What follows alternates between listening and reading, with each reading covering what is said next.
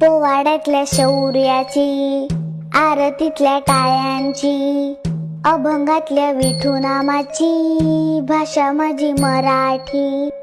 भजनातल्या भक्तीची, गाराणातल्या साकड्याची, गोंधळातल्या उदो उदोची भाषा माझी मराठी.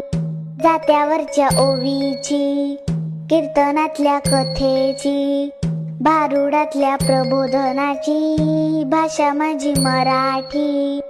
कथा कादंबऱ्यांची, नाटक आणि कवितांची, बालगीत गोष्टींची भाषा माझी मराठी.